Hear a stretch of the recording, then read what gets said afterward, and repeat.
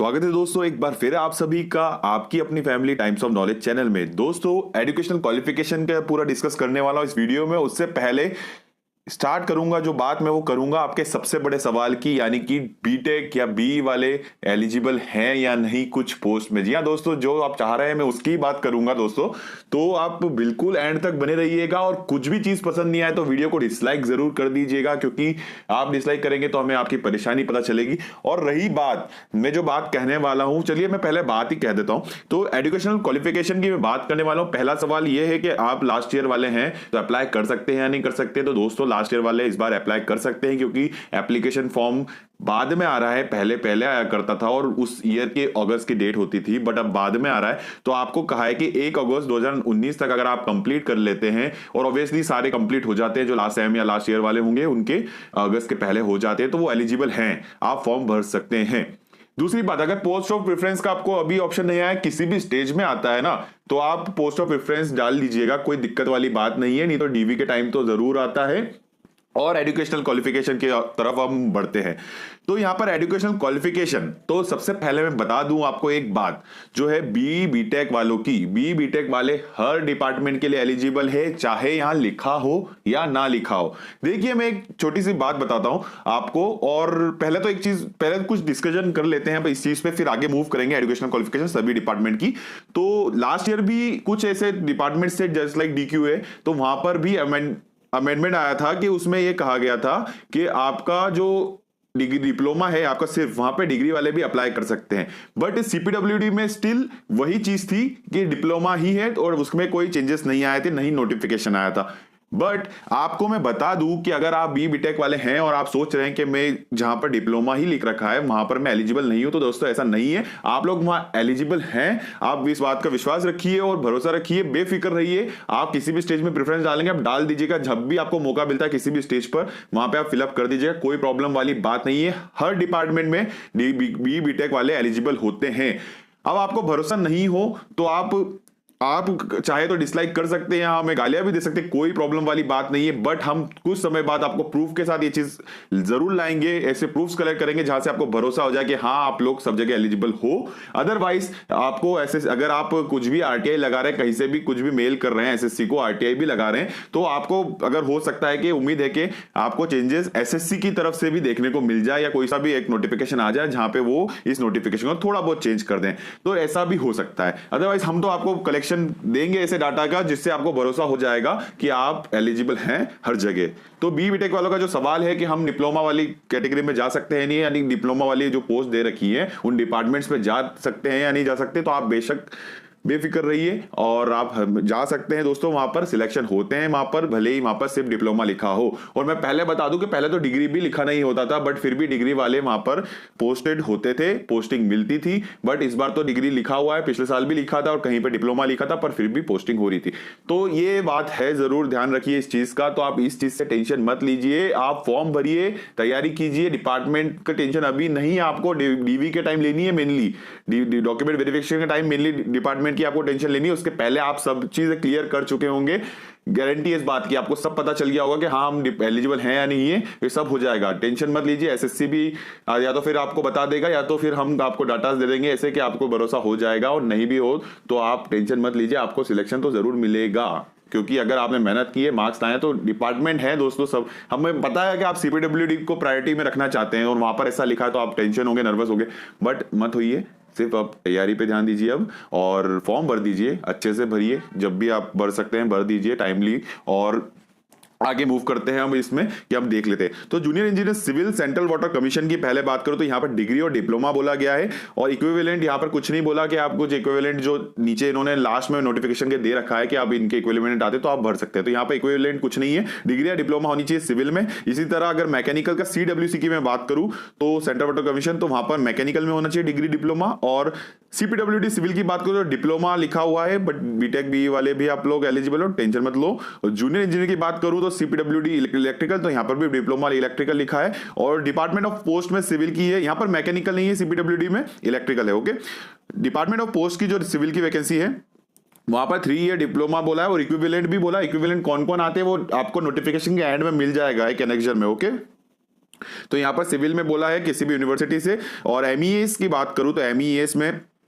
जो है सिविल का डिग्री बोला है और डिप्लोमा बोला है, और डिप्लोमा के साथ आपका एक्सपीरियंस होना जरूरी है, और डिग्री भी बोल रखा है। तो एक्सपीरियंस आपका एजुकेशन क्वालिफिकेशन कंप्लीट होने के बाद का काउंट होगा, उसके पहले आपने एक साल भले ही फोर्थ ईयर के साथ साथ करा हो तो ऐसा जरूरी नहीं है, या फिर आपका डिप्लोमा के थर्ड ईयर से करा हो तो जरूरी नहीं है। वो आपका जब डिग्री मिल गई, आपका डिप्लोमा के सर्टिफिकेट मिल गया, उसके बाद से काउंट होगा। ओके, तो ये एमईएस की बात हो गई। इसी तरह एमईएस का जो इलेक्ट्रिकल मैकेनिकल है सेम है, आपकी डिग्री होनी चाहिए, और अगर डिप्लोमा है तो 2 ईयर का एक्सपीरियंस होना चाहिए।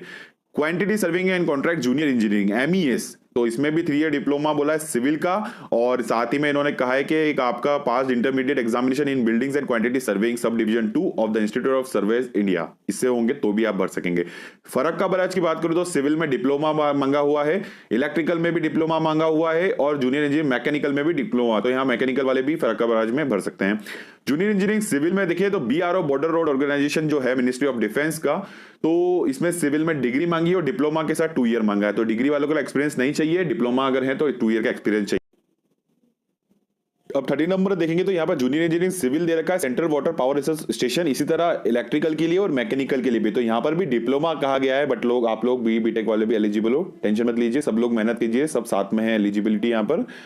जूनियर इंजीनियर मैकेनिकल डीक्यूए की बात करो तो यहाँ पर डिग्री बोला है, और अगर डिप्लोमा है तो यहाँ पर आपका 2 साल का एक्सपीरियंस होना चाहिए। ये सिर्फ मैकेनिकल और इलेक्ट्रिकल के लिए है, सिविल वाले यहाँ नहीं है। डीक्यूए में लास्ट टाइम जो मैं बात कर रहा था, यहाँ का अमेंडमेंट आया था और मैंने इस पर वीडियो भी बनाया था, अगर लास्ट ईयर जो एग्जाम दिए होंगे उनको पता होगा, मैंने वीडियो देखा होगा अगर उन्होंने, तो उसमें एसएससी ने ही आपको नोटिस दिया था इस चीज का।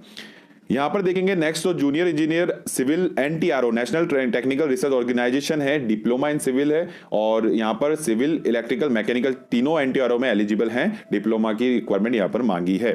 ये चीज यहां पर हो गई। अब मैंने जो लास्ट ईयर की बात बताई थी, आप ध्यान रखिएगा 1 अगस्त 2019 तक आपका कंप्लीट होना चाहिए। अब यहां पर जो इन्होंने चीजें लिख रखी है कि आप इक्विवेलेंट वाला देख लीजिएगा, जो इक्विवेलेंट जहां जहां दे रखा है वहां पर आप देख लीजिएगा कि अगर इसके अलावा कोई आप लोग हैं तो वो इक्विवेलेंट में डाल सकते हैं, तो वहां की ब्रांचेस उन्होंने नीचे दे रखी है लास्ट में नोटिफिकेशन के। यहाँ पर कुछ डिस्टेंस लर्निंग के बारे में भी बताया था इन्होंने, ये भी आप देख लीजिएगा अगर किसी ने किया हो तो। और यहाँ पर ये चीज लिखी हुई है 8.3 में, अगर किसी का एक्सपीरियंस हो, पोस्ट में रिक्वायरमेंट हो एक्सपीरियंस का, जिस तरह मैंने बात बताई आपको, तो वहां पर उन्होंने बोला है कि जो मिनिमम एजुकेशनल क्वालिफिकेशन स्पेसिफाइड कर रखा है ना कंसर्न पोस्ट के लिए, उसके बाद में आपका कंप्लीट होना चाहिए, ठीक है। उसके पहले अगर आपने 1 साल भी कर रखा हो तो वो मतलब नहीं, काउंट उसके बाद का होगा। एंड यहाँ पर देखिए, आप देखिए एक बात देखिए, यहाँ पर completing minimum educational qualification as specified for the concern post लिख रखा है। ये एसएससी हो या बहुत सारे मैंने गवर्नमेंट एग्जामिनेशन के नोटिफिकेशन रीड आउट किए हैं और पढ़े हैं, आपको भी पढ़ाएं, आपको भी समझाएं, मैंने सब जगह देखा है कि क्लियरली हर चीज मेंशन नहीं करते हैं, मतलब जो चीज एक्चुअल होती है वो चीज नहीं करते हैं, अलग अलग चीजें बहुत सारे चेंजेस हो जाते हैं बाद में, वो बाद में नोटिस जारी करते हैं। वो एक्चुअली जो पीडीएफ देते हैं उसमें हर चीज करेक्टली ऐसी नहीं समझाई जाती है कि आपको क्लियरली हर चीज समझ में आ जाए।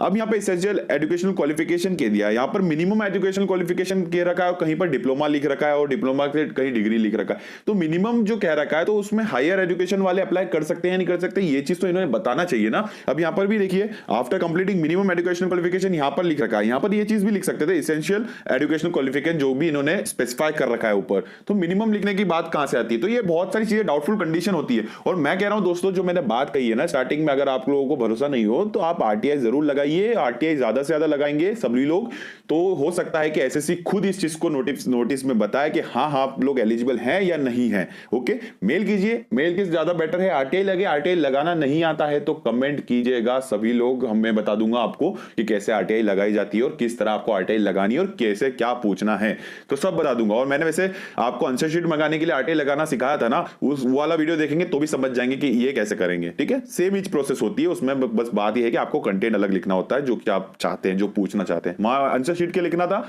यहां पर आप जो पूछना चाह रहे हैं वो लिखना है, ठीक है।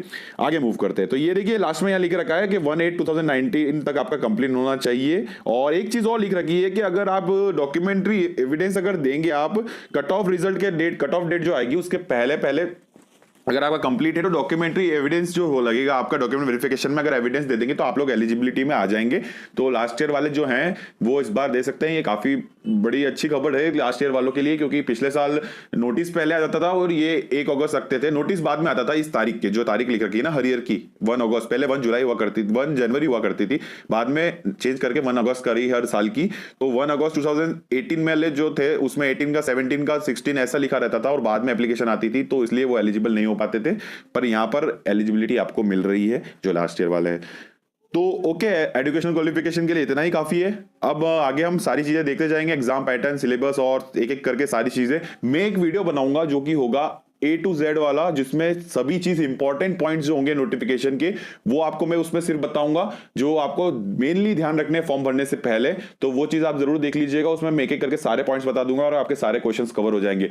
और जिसका रिप्लाई मैं नहीं कर पाया हूँ दोस्तों, मैं काफी ज्यादा बिजी था, मैं रिप्लाई नहीं कर पाया दिन भर से, आप लोगों ने काफी मैसेजेस करे, कमेंट करे, मैं रिप्लाई नहीं दे पाया, तो उसके लिए माफी चाहूंगा। बट होपफुली मैं वीडियो में आपको सारी चीजें बता दूंगा। ऑलरेडी आप वीडियो पूरा देखेंगे, कुछ ना कुछ आपके सवाल वहीं पर आपको मिल जाएंगे आंसर्स, और नहीं तो मैं जैसे टाइम मिलता है आप लोगों को सबको रिप्लाई करूंगा व्हाट्सएप पे भी। और ध्यान रखिएगा, आप मैसेज या कमेंट कर सकते हैं, कोई प्रॉब्लम वाली बात नहीं है। एंड लेट रिप्लाई आया तो जल्दबाजी मत कीजिएगा, कोई दिक्कत नहीं है, मैं आपको रिप्लाई दूंगा। एंड हर चीज सोच समझ के ही भरना है आप लोगों को। हाल फिलहाल रजिस्ट्रेशन की प्रॉब्लम भी चल रही है, ओटीपीज नहीं आ रहे हैं, तो आपको वेट करना होगा उसका। एंड आप जरूर चेक कीजिएगा, अगर आपके स्पैम फोल्डर में आपको लास्ट ईयर जो पहले से देते आ रहे एग्जाम उनको मिल जाए, उनके रजिस्ट्रेशन और पासवर्ड, तो सब चीजें चेक कीजिएगा। देखो ओटीपी स्टार्टिंग में शायद हो सकता है स्टार्टिंग चल रही है तो अभी प्रॉब्लम आ रही हो, लेट ओटीपीज आ रहे हैं, तो उम्मीद है आगे जाके हमें जल्दी जल्दी ओटीपीज भी मिले और आप लोग फॉर्म फिलअप इजीली कर पाए। एंड बाकी जो भी है हम देखते जाएंगे एक एक करके सारी चीजें। फिर मिलूंगा मैं आपको इसी जगह पर आपकी अपनी फैमिली में टाइम्स ऑफ नॉलेज चैनल में, और हमारे साथ ऐसे ही जुड़े रहिएगा, साथ बनाए रखिएगा, और हम फिर मिलेंगे। जय हिंद, वंदे मातरम।